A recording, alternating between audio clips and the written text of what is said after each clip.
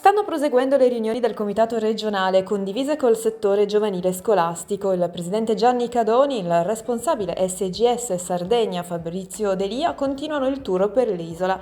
Dopo Oristano e Cagliari è stata la volta della visita alla delegazione di Nuoro che si è tenuta nell'aula consiliare del comune alla presenza del sindaco Soddu. Un incontro in linea con quanto accaduto presso le altre realtà provinciali. L'occasione per confrontarsi ed esporre problematiche e condividere idee e iniziative in stretta collaborazione e partecipazione. Comitato regionale, club del territorio e settore giovanile scolastico, una sinergia che sta dando importanti frutti. E intanto sono iniziati i primi raduni con le 7 rappresentative regionali, in attesa che parta anche la femminile di calcio a 11 in via di creazione.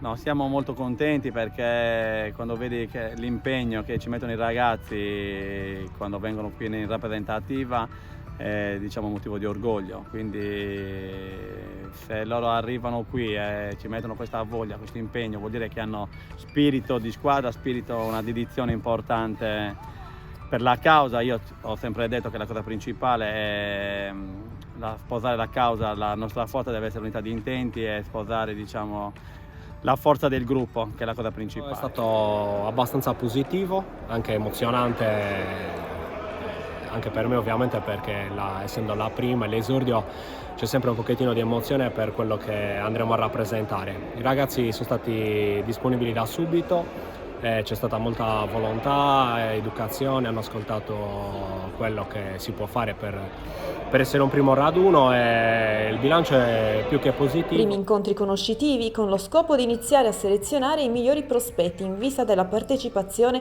al torneo delle regioni di calcio a 11 e di calcio a 5. Allora, il bilancio è più che positivo, insomma, diciamo che il livello che ci aspettavamo è stato rispettato, i ragazzi hanno risposto alla grande sia alle convocazioni, abbiamo avuto pochissime assenze. Anche in questo caso la formula pensata e messa in atto è quella itinerante, in modo da essere sempre più vicini a tutte le realtà isolane e consentire ai ragazzi di raggiungere ogni volta un campo diverso. Nell'ultimo consiglio direttivo che si è svolto nella sede di Via Baccaredda è stata presentata inoltre la nuova delegata dell'Ogliastra, Stefania Mereu, che ha informato i presenti sulla felice realtà ogliastrina fortemente rappresentata da donne, con un giudice sportivo donna e un programma rivolto proprio al settore giovanile e femminile. Gli obiettivi sono quelli di rilanciare il movimento calcistico in Ogliastra.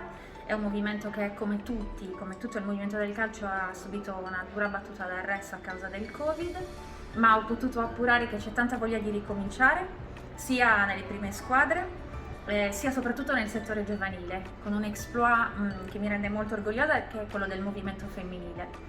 Il prossimo 28 dicembre il presidente Gianni Cadoni presenterà ai media il bilancio del 2021, un anno che, seppur contrastato dai problemi legati alla pandemia, ha portato via via a una felice e graduale ripresa.